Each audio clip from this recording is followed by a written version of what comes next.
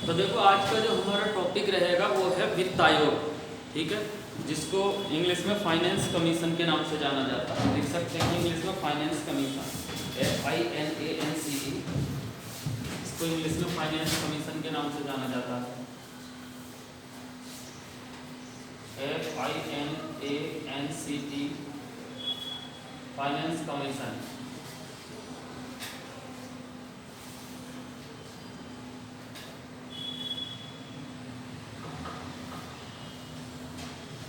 वित्त आयोग जिसको फाइनेंस कमीशन के नाम से जाना जाता है। फाइनेंसेस आप लगभग कुछ हद तक बातें समझ में आ रही होंगी। फाइनेंस से मतलब होता है कि कोई भी वित्तीय कार्य, पैसे का कार्य ऐसा समझ सकते हैं, ठीक है। तो मेनली जो हमारा वित्त आयोग है आज का टॉपिक पर उस पर चर्चा होगी और इसको डिटेल में समझेंगे, जिससे कि कभी भी किसी भी एग्जाम में ये दिक्कत ही ना आए कि फाइनेंस कमीशन से क्वेश्चन आया हो और क्वेश्चन गलत हो जाए, ठीक है। तो सबसे पहले ये चीज़ जान लें कि वित्त आयोग होता क्या है और क्यों इसका गठन ही क्यों किया जाता है, इसका कारण क्या है वित्त आयोग के गठन का। तो एक तरीके से इस तरीके से मान लें, केंद्र और राज्य के बीच, केंद्र और राज्य या कह सकते हैं केंद्र सरकार या फिर राज्य सरकार के बीच वित्तीय प्रणाली जो भी हैं उनको दिशा निर्देश देने के लिए, दिशा डायरेक्शन देने के लिए, निर्देश इंस्ट्रक्शन देने के लिए, या फिर केंद्र और राज्य के बीच जो करों से, जो जिसे हम इंग्लिश में टैक्स बोलते हैं, उनसे जो पैसा इकट्ठा होता है उसका बंटवारा केंद्र और राज्य के बीच जो संस्था करती है, ठीक है, उसे हम क्या कहते हैं, उसे ही हम वित्त आयोग कहते हैं, जिसे इंग्लिश में फाइनेंस कमीशन के नाम से जानते हैं। बात समझ में आई कुछ? तो जनरली इतना याद रखना है कि फाइनेंस कमीशन होता क्या है। फाइनेंस कमीशन को हिंदी में वित्त आयोग के नाम से जाना जाता है। वित्त आयोग क्या है? वित्त आयोग केंद्र और राज्य के बीच एक केंद्र द्वारा बनाई गई एक ऐसी संस्था है जो केंद्र का जो टैक्स का पैसा है, हमारा तुम्हारा जो आपका टैक्स जाता है, उसका पैसा जो इकट्ठा होता है केंद्र सरकार के खाते में, जिसको हम संचित निधि बोलते हैं, कंसोलिडेटेड फंड ऑफ इंडिया, उसमें जो जमा होता है उसका पैसा को राज्यों के बीच जो बांटता है वह संस्था कौन सी है? उसी संस्था को हम क्या कहते हैं? वित्त आयोग, जिसको इंग्लिश में फाइनेंस कमीशन, ठीक है। तो ये जनरली इसके बारे में जानकारी है जो हमें होनी चाहिए। उसके बाद वित्त आयोग कई बार देखिए, इसमें वनडे एग्जाम के जो क्वेश्चन है वो बहुत ज़्यादा बनते हैं, तो उन पर थोड़ा सा ध्यान रखते चलेंगे। सबसे पहले तो ये बात याद रखनी है कि वित्त आयोग जो है, जिसे हम फाइनेंस कमीशन कहते हैं, संविधान के किस अनुच्छेद के अंतर्गत इसका गठन किया गया है। तो याद रखेंगे संविधान के अनुच्छेद 280, ध्यान से देख लें, आर्टिकल 280 के तहत, आर्टिकल 280 के तहत वित्त आयोग का गठन किया जाता है। यहाँ से वनडे एग्जाम के हिसाब से बहुत सारे प्रश्न बनने वाले हैं, तो उसका थोड़ा सा याद रखेंगे। आर्टिकल 280 के तहत वित्त आयोग के गठन के बारे में प्रावधान किया गया है। वित्त आयोग का गठन, जिसको हम फाइनेंस कमीशन कहते हैं, प्रत्येक 5 वर्ष के लिए किया जाता है। एक एक पॉइंट को याद रखेंगे, ध्यान रखेंगे। क्वेश्चन पूछा जा सकता है कि भाई वित्त आयोग का गठन जो है वो कितने वर्ष के लिए किया जाता है? तो वित्त आयोग का गठन प्रत्येक 5 वर्ष के लिए किया जाता है। इस तरीके से याद रखेंगे, क्योंकि वनडे एग्जाम में इस प्रकार के क्वेश्चन बन सकते हैं कि वित्त आयोग का गठन कितने वर्ष के लिए किया जाता है। तो वित्त आयोग का गठन जो है प्रत्येक 5 वर्ष के लिए किया जाता है। संविधान के किस अनुच्छेद के अंतर्गत का किया जाता है? तो याद रखेंगे आर्टिकल 280 के तहत किया जाता है। क्यों किया जाता है तो उसके बारे में मैं बता चुका हूँ, एक बार सुन लेंगे कि केंद्र और राज्य के बीच जो वित्तीय प्रणाली है या फिर वित्तीय दिशा निर्देश है, डायरेक्शन एंड इंस्ट्रक्शन है, उनको एक दोनों केंद्र और राज्य के बीच बंटवारा करने के लिए जो एक संस्था बनाई जाती है उसे ही हम वित्त आयोग कहते हैं, ठीक है। अच्छा, वित्त आयोग की नियुक्ति कौन करता है? तो सबसे पहले ये बात याद रखिए कि वित्त आयोग की नियुक्ति कई बार पूछ लिया जाएगा। वित्त आयोग की नियुक्ति भारत का राष्ट्रपति करता है, ये बात याद रखेंगे। वनडे एग्जाम में इस प्रकार के क्वेश्चन बन सकते हैं। वित्त आयोग की नियुक्ति भारत का राष्ट्रपति करता, प्रेसिडेंट। वित्त आयोग की नियुक्ति भारत का राष्ट्रपति करता है। और ये भी साथ के साथ याद रखना, कई बार वनडे एग्जाम में इस प्रकार के क्वेश्चन बन जाते हैं कि वित्त आयोग में कुल कितने सदस्य होते हैं। तो अगर एग्जाम में पूछा जाता है कि वित्त आयोग में कुल कितने सदस्य होते हैं, तो वित्त आयोग में कुल 5 सदस्य होते हैं। ये बात हम याद रखेंगे, ठीक है। ये जो 5 सदस्य होते हैं, कई बार पूछ लेगा कि भाई 5 सदस्य में से 5 सदस्य कुल होते हैं, तो याद रखेंगे इन 5 में से एक होता है आपका अध्यक्ष। तो अगर एग्जाम में किसी वजह से ये पूछ ले कि अध्यक्ष के अलावा वित्त आयोग में कितने सदस्य होते हैं, तो हमारा आंसर होगा अध्यक्ष के अलावा वित्त आयोग में कुल 4 सदस्य होते हैं। तो क्वेश्चन किसी भी प्रकार से एग्जाम में पूछा जा सकता है। इस चीज़ को थोड़ा सा ध्यान करके चलेंगे, जिससे कि आने वाले जो एग्जाम हो उसमें गलती ना हो। फिर से एक बार देख लें कि वित्त आयोग का जो गठन है वो भारत का राष्ट्रपति करता है, प्रत्येक 5 वर्ष के लिए करता है। वित्त आयोग में अगर कोई पूछा, अगर एग्जामिनर ये पूछता है वित्त आयोग में कि वित्त आयोग में कुल कितने सदस्य होते हैं, तो याद रखना 5 सदस्य होते हैं। अगर वो ये पूछता है कि अध्यक्ष के अलावा कितने सदस्य होते हैं, तो अध्यक्ष के अलावा 4 सदस्य होते हैं। ये बात याद रखनी है, ठीक है। उसके साथ साथ ये बात याद रखें कि वित्त आयोग की जो नियुक्ति है संविधान के अनुच्छेद 280 के तहत 5 वर्ष के लिए की जाती है। क्लियर।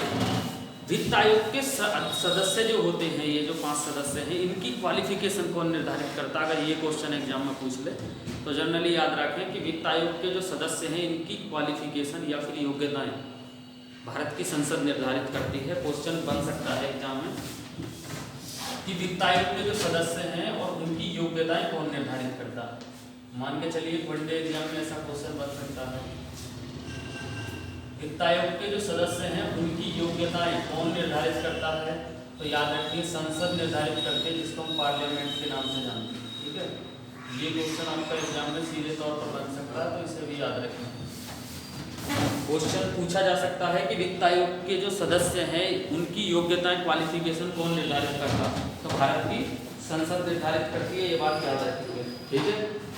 उसके साथ साथ इतना जरूर याद रखें आप कि यह एक संवैधानिक संस्था है। ये बात याद रखें कि यह एक संवैधानिक संस्था है, जिसको हम हिंदी में कह सकते हैं finance commission is a constitutional body, ठीक है। इसका मतलब है कि finance commission is a constitutional body, मतलब कि वित्त आयोग जो है एक संवैधानिक संस्था है। ये बिल्कुल भी गलती ना करें, बिल्कुल स्पष्ट याद रखें, वित्त आयोग एक संवैधानिक संस्था है। क्यों है संवैधानिक संस्था? क्योंकि इसका गठन संविधान के अंतर्गत किया जाता है। वित्त आयोग एक संवैधानिक संस्था है, याद रखेंगे। वित्त आयोग एक संवैधानिक संस्था है। क्वेश्चन पूछा जा सकता है कि वित्त आयोग कैसी संस्था है। वित्त आयोग एक संवैधानिक संस्था है। अगर संवैधानिक संस्था है तो फिर क्यों है? क्योंकि इसका गठन संविधान के अंतर्गत किया गया है और आर्टिकल 280 के तहत किया गया है। ये भी बात हम याद रखेंगे, ठीक है। इसीलिए संवैधानिक संस्था है। मान के चलिए कौन सी संवैधानिक संस्था नहीं होती जिसका गठन संविधान के अंतर्गत नहीं किया जाता, अपने पास से एक नॉर्मल एक प्रोसेस के तहत कोई आयोग या एक छोटा सा कोई गठ संगठन बना दिया जाता, वो होता है संविधानोत्तर संस्था बोलते हैं। और ये है संवैधानिक संस्था। जैसे कि नीति आयोग है हमारा, जिसको पहले योजना आयोग के नाम से जाना जाता था, national institution for transforming India, NITI Aayog, ठीक है, जिसको हिंदी में राष्ट्रीय भारत परिवर्तन संस्थान भी कहते हैं। पहले इसका नाम योजना आयोग था। योजना आयोग संवैधानिक संस्था नहीं है, ये बात याद रखनी है। नीति आयोग संवैधानिक संस्था नहीं। क्यों? क्योंकि उसका जो गठन है वो संविधान के अंतर्गत नहीं किया गया। तो जो संविधान के अंतर्गत नहीं है वो, जैसे कि नीति आयोग, और जो संविधान के अंतर्गत जिनका गठन हमारे कॉन्स्टिट्यूशन के अंतर्गत हुआ है, उसको कहते हैं संवैधानिक संस्था। तो एक बात क्लियर होगी कि वित्त आयोग जो है एक संवैधानिक संस्था है, याद रखेंगे। क्वेश्चन पूछा जा सकता है, नोट करके एक पॉइंट लिख सकते हैं क्योंकि बेहतर पॉइंट है ये। लिख लें 13वें वित्त आयोग के सदस्य बी.के. चतुर्वेदी। 13वें वित्त आयोग के सदस्य बी.के. चतुर्वेदी, नाम था उनका बी.के. चतुर्वेदी। 13वें वित्त आयोग के सदस्य थे B.K. चतुर्वेदी।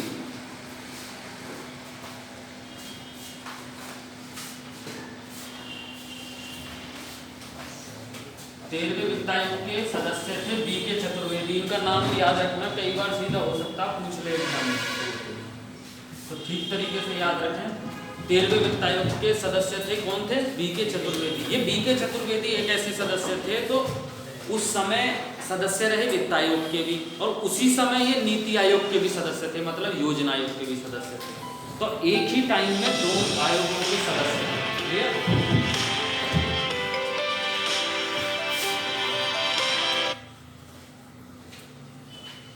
तो ये दोनों, ये जो थे B.K. चतुर्वेदी, ये दोनों ये जो B.K. चतुर्वेदी थे, इनको पूछा जा सकता है, कभी भी याद रखेंगे, ये एक ही समय में, ये दो व्यक्ति थे, एक ही समय में दो आयोग के सदस्य थे, जबकि ऐसा होता नहीं है इंडिया के कॉन्स्टिट्यूशन में। अब आप कहोगे जब होता नहीं है तो फिर ऐसा है क्यों?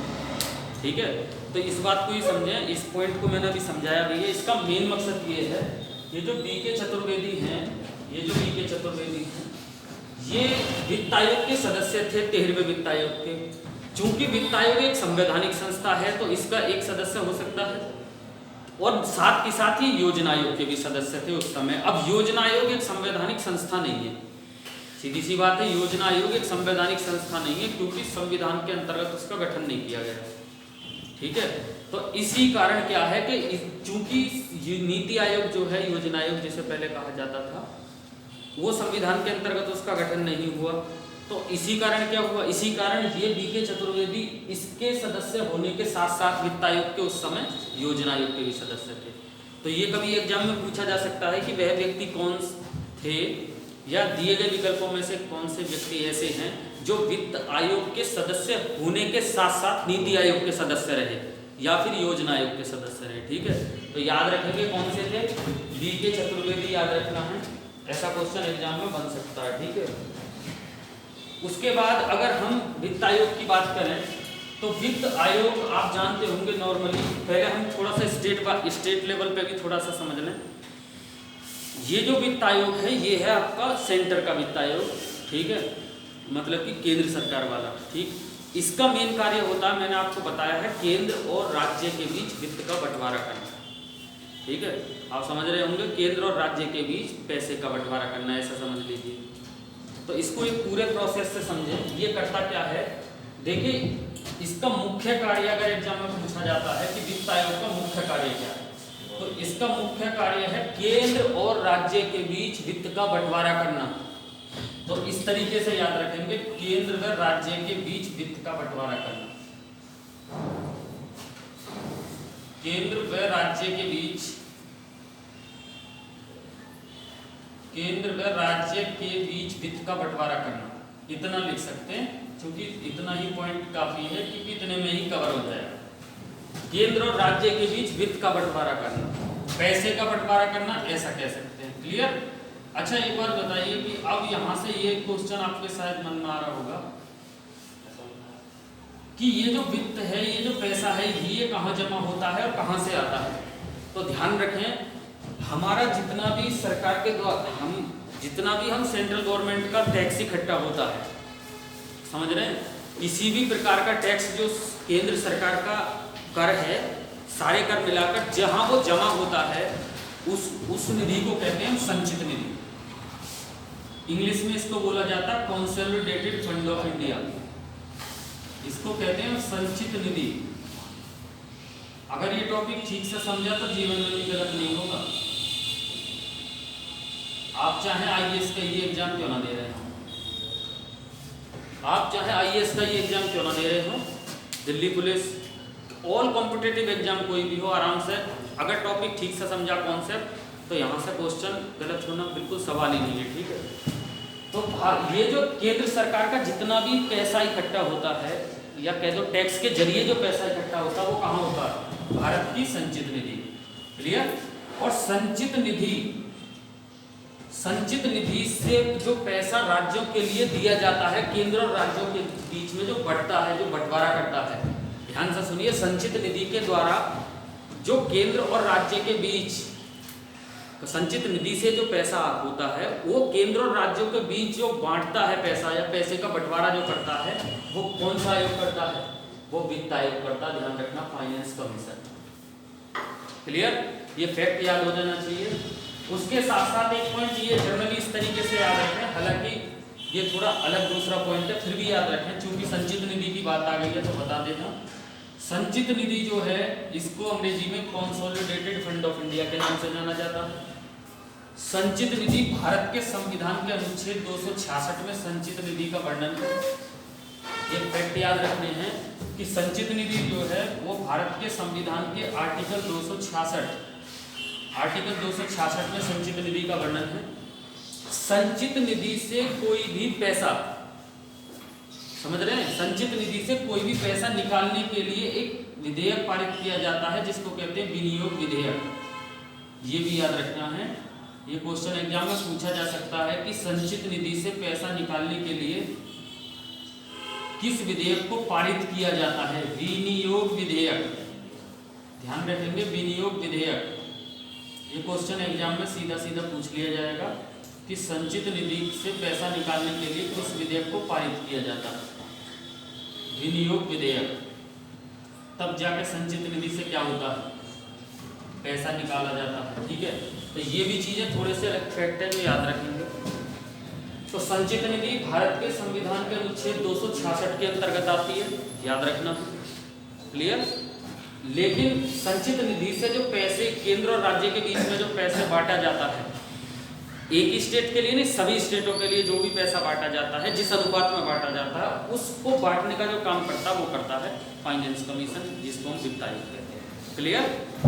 उसके साथ साथ देखिए राज्य में भी वित्त आयोग गठित किए गए हैं। जो राज्य के वित्त आयोग होते हैं उनके बारे में भी मैं साथ के साथ जानकारी दे दूं, कई बार क्वेश्चन पूछ लिया जाएगा। तो याद रखना है, राज्य में भी वित्त आयोग गठित किए गए हैं, याद रखेंगे। जैसे कि 73वां संविधान संशोधन 1992, 73वां संविधान संशोधन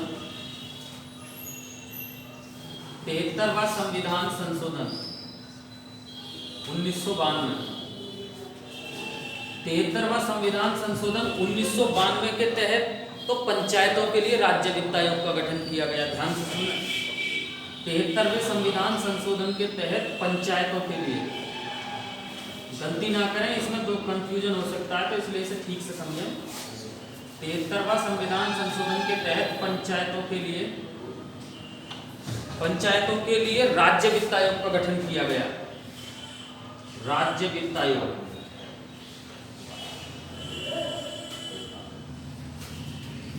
अब मैं थोड़ा सा ये बताऊंगा कि क्वेश्चन क्या क्या बन सकते हैं एग्जाम में।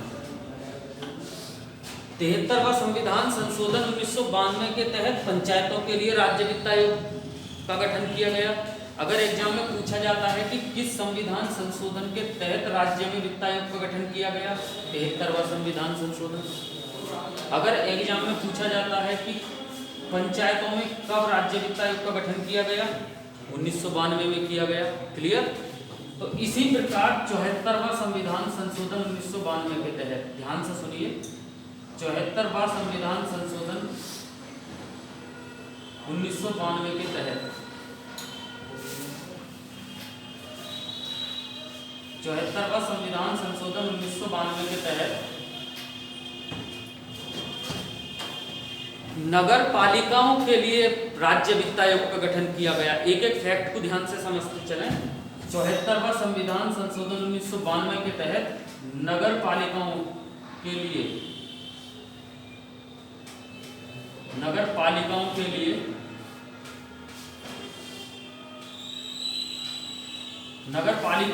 राज्य वित्त आयोग का गठन किया गया।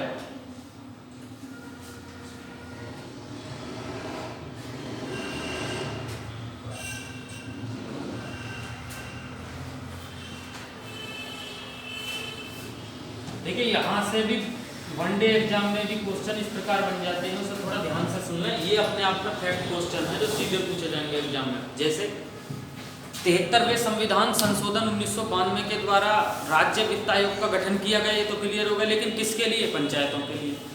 अगर ये पूछा जाता है कि 74वें संविधान संशोधन 1992 के द्वारा राज्य वित्त आयोग का गठन किया गया, किसके लिए किया गया? नगर पालिका के लिए।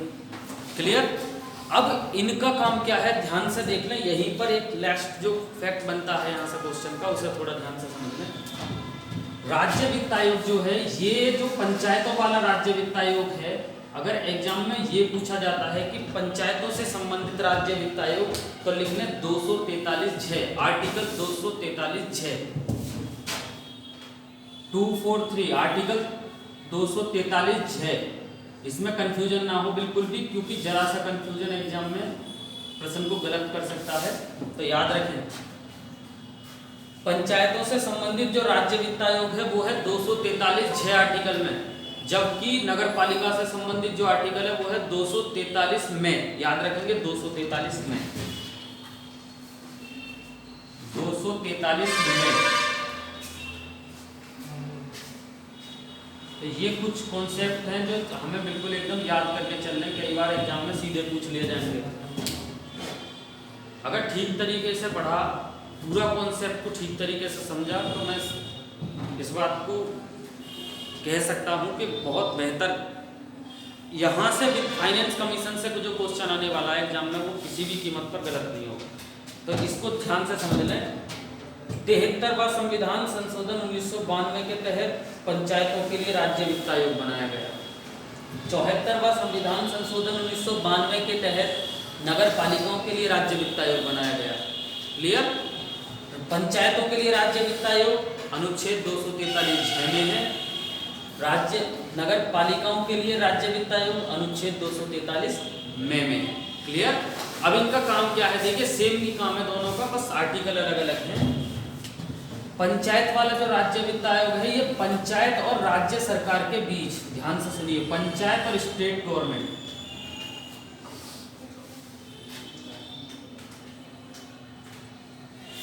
पंचायत और स्टेट गवर्नमेंट के बीच जो पैसे का बंटवारा करता है, पंचायत और स्टेट गवर्नमेंट के बीच जो पैसे का बंटवारा करता है या वित्त का बंटवारा करता है, वो होता है राज्य वित्त आयोग, मतलब कि पंचायतों वाला। कई बार क्वेश्चन पूछ लिया जाएगा कि पंचायतों और राज्य सरकार के बीच वित्त का बंटवारा कौन करता है। ध्यान से सुनिए क्वेश्चन क्या पूछा जाएगा। पंचायतों और राज्य सरकार के बीच वित्त का बंटवारा कौन करता है, तो राज्य वित्त आयोग करता है। और अगर एग्जाम में ये क्वेश्चन पूछा जाता है कि राज्य और केंद्र के बीच वित्त का बंटवारा कौन करता है, तो केवल वित्त आयोग। दोनों में डिफरेंस है, याद रखना है। अगर एग्जाम में ये पूछा जाता है, थोड़ा ध्यान से सुन लें इस बात को, बिल्कुल भी गलती ना करें, केंद्र और राज्य के बीच वित्त का बंटवारा कौन करता है, तो करता फाइनेंस कमीशन, केवल वित्त आयोग। और अगर एग्जाम में पूछा जाता है कि पंचायत और राज्य सरकार के बीच वित्त का बंटवारा कौन करता है, तो राज्य वित्त आयोग। अगर एग्जाम में पूछा जाता है कि नगर पालिका और राज्य सरकार के बीच वित्त का बंटवारा कौन करता है, तो नगर पालिका और राज्य सरकार के बीच वित्त का बंटवारा करता राज्य वित्त आयोग 243 में। समझ रहे हैं? तो ये क्वेश्चन फैक्ट एग्जाम में बन सकते हैं, सीधे सीधे पूछ लिए जाएंगे, याद रखना। फाइनेंस कमीशन के संबंध में अगर आप इतना जाने तो थोड़ा एक बात और जान सकते हैं कि सहायता अनुदान के लिए राज्यों के आवेदन पर अगर कोई विचार करता है तो फाइनेंस कमीशन करता है। फाइनेंस कमीशन का कार्य जान लो, एक कार्य क्या है। मान के चलिए किसी राज्य ने अनुदान के लिए, सहायता के लिए आवेदन किया है कि हमें भाई इतनी राशि चाहिए केंद्र सरकार से। बात समझ रहे हैं? थोड़ा एक आसान भाषा में समझिए, किसी राज्य, अगर कोई राज्य केंद्र सरकार से कोई राशि मांगता है, ठीक है, या पैसा मांगता है, तो उसके लिए वो आवेदन करता है। तो उस आवेदन पर विचार कौन करता है, अगर एग्जाम में ये भी पूछ लिया जाता तो याद रखेंगे फाइनेंस कमीशन या फिर वित्त आयोग। क्लियर? क्वेश्चन पूछा जाएगा एग्जाम में कि सहायता अनुदान के लिए राज्यों के आवेदन पर विचार कौन करता है, तो सहायता अनुदान के लिए राज्यों के आवेदन पर जो विचार करता है वो करता है आपका फाइनेंस कमीशन या फिर उसको कह दो वित्त आयोग। क्लियर? उसके बाद ये भी याद रखें कि संघ और राज्यों के बीच, वैसे मैं बता ही चुका हूं, तो संघ और राज्यों के बीच फाइनेंशियल क्राइटेरिया, संघ और राज्यों के बीच जो फाइनेंशियल क्राइटेरिया है, जिसको हम कह सकते हैं वित्तीय मापदंड, या फिर इंग्लिश में फाइनेंशियल फाइनेंशियल क्राइटेरिया जो है उसको कौन निर्धारित करता है? Finance commission. ध्यान से सुन ले एक बार फिर से, एग्जाम में पूछा जा सकता है, थोड़ा लैंग्वेज चेंज करके, क्वेश्चन को ही होएगा, थोड़ा सा लैंग्वेज चेंज हो जाएगी। जैसे क्वेश्चन कर दिया जाएगा, क्वेश्चन क्या पूछा जाएगा एग्जाम में कि केंद्र और राज्य के बीच वित्तीय मापदंड, इंग्लिश में फाइनेंशियल क्राइटेरिया कौन निर्धारित करता? Finance commission. समझ रहे हैं?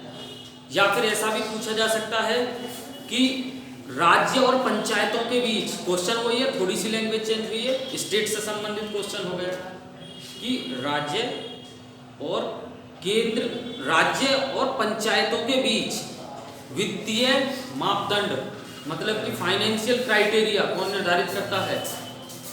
तो कौन निर्धारित करता है फाइनेंशियल क्राइटेरिया?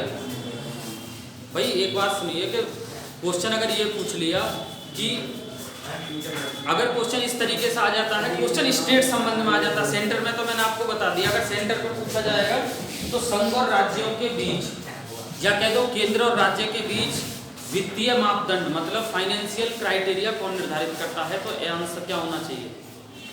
फाइनेंस कमीशन, वित्त आयोग। और अगर यही क्वेश्चन स्टेट संबंध में पूछ लिया जाए इस तरीके से कि राज्य और पंचायतों के बीच, ध्यान से सुनिए, राज्य और पंचायतों के बीच वित्तीय मापदंड, फाइनेंशियल क्राइटेरिया कौन निश्चित करता है? फिर कौन करेगा बताइए?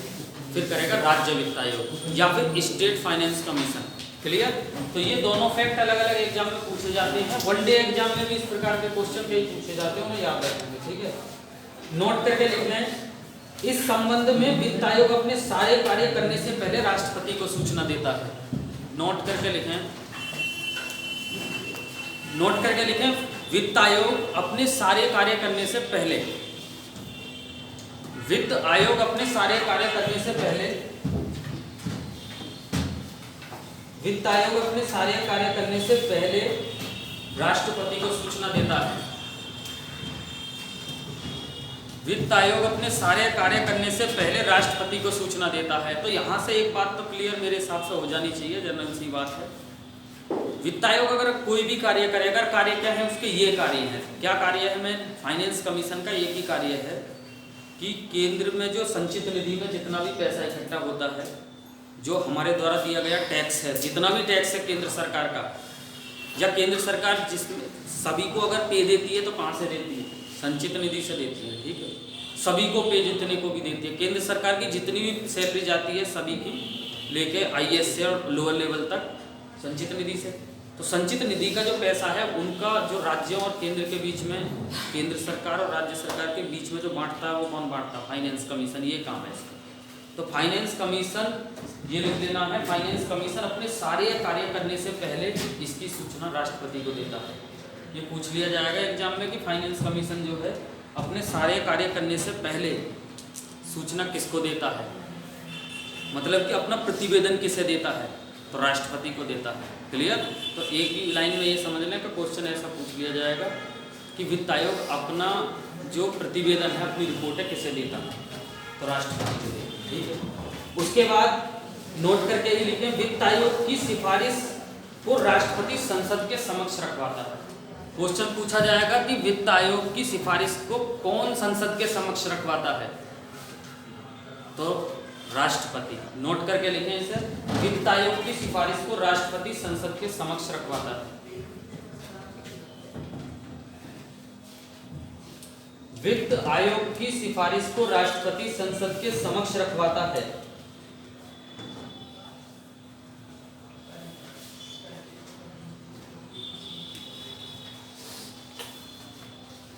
देख लिया सभी ने?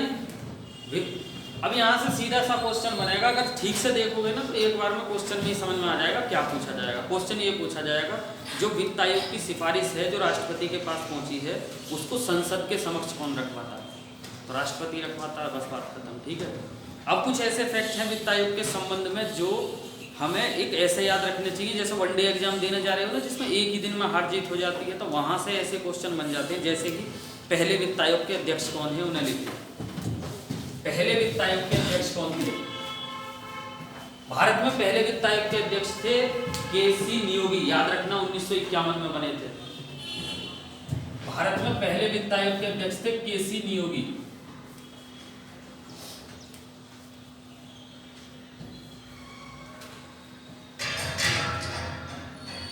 केसी नियोगी भारत में पहले वित्त आयोग के अध्यक्ष थे केसी नियोगी।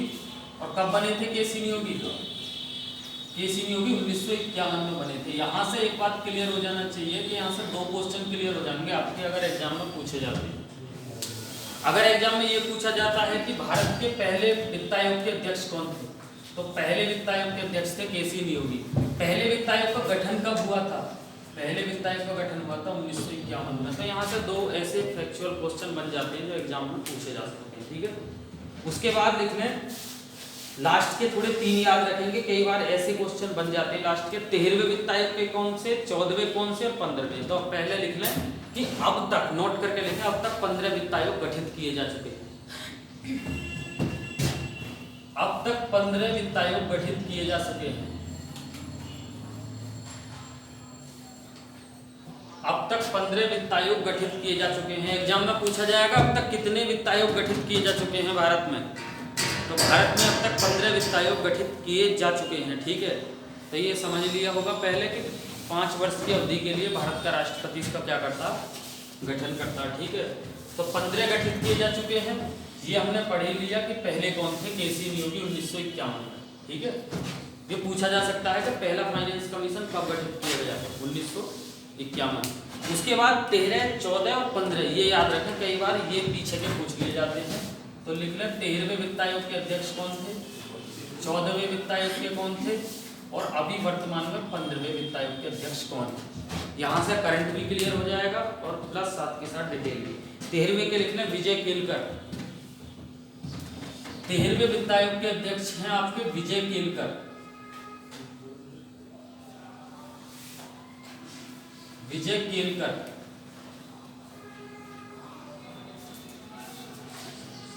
13वें वित्त आयोग के अध्यक्ष हैं विजय केलकर। 14वें के लिख लें वाई.वी. रेड्डी।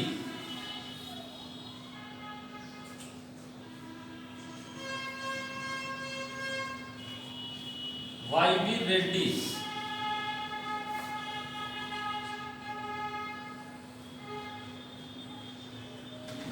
14वें के हैं वाई.वी. रेड्डी। और अब जो 15वां इस समय वर्तमान में चल रहे हैं उसके हैं एन.के. सिंह। याद रखना, पूछा जा सकता है, ये करंट अफेयर का भी क्वेश्चन है, तो इसे याद रखेंगे एन.के. सिंह।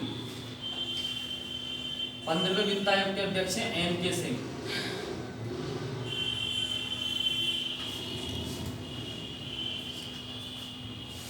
और 15वें वित्त आयोग की अगर अवधि पूछ ले कि कब से कब तक है, ये करंट के क्वेश्चन है। ये है आपके जीके कह दो या जीएस कह दो, पुराना डिटेल, ठीक है। कई बार पुराना पूछ ले ना उसी हिसाब से। तो इस समय 15वां चल रहा है, तो ये करंट अफेयर का क्वेश्चन है, याद रखेंगे। ये एन.के. सिंह है इस समय वर्तमान में